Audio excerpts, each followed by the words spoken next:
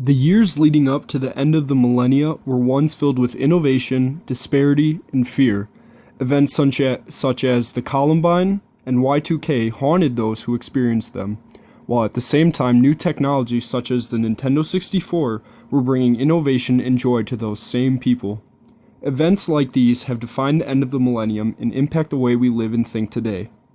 Maybe the most infamous event in the late 1990s time period is the tragic 1999 Columbine shooting that took place in Littleton, Colorado. High school seniors Eric Harris and Littleton Colorado appeared to be normal teenage boys navigating through high school, but it was behind the scenes that the boys' true nature festered. Being rejected by classmates and failing to fit into the cliques in high school, both boys began to grow hatred for people. One of the boys wrote in his journal, "I hate the effing world." This hatred was purged on April 20th, 1999. Both boys entered Columbine High School with an array of knives, guns, and bombs with the sole intention of killing as many people as possible. When the day was over, 12 students, 2 teachers, and ultimately both Harris and Klebold were pronounced dead.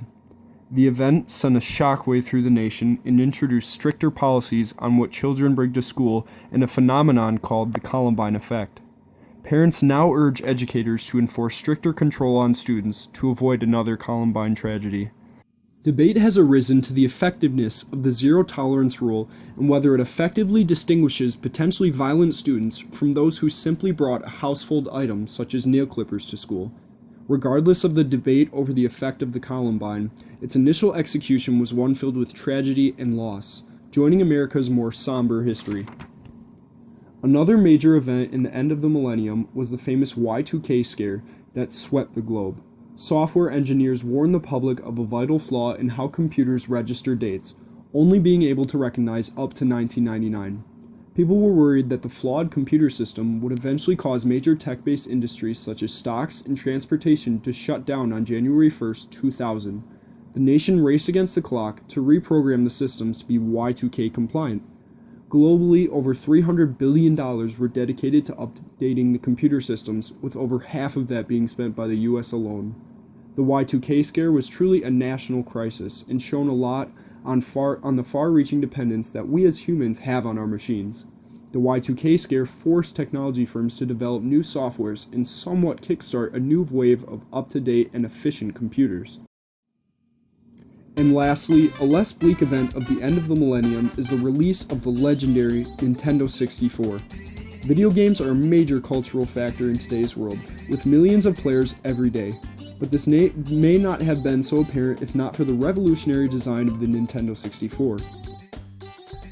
Utilizing the first truly 64-bit system and introducing the now standard analog stick, the Nintendo 64 allowed game developers to step out of the 2D world and into a 3D one.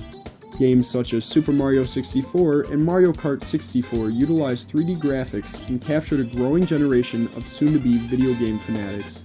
The Nintendo 64 is considered the largest leap forward in gaming performance from console generations, and is widely considered the best system in history. The legacy of the Nintendo 64 has grown since its 1996 debut. This song is the main theme of Super Mario 64, directed by Koji Kondo and released in 1996. The end of the millennium was truly a time of drastic change, welcoming in a new era and remembering a past one.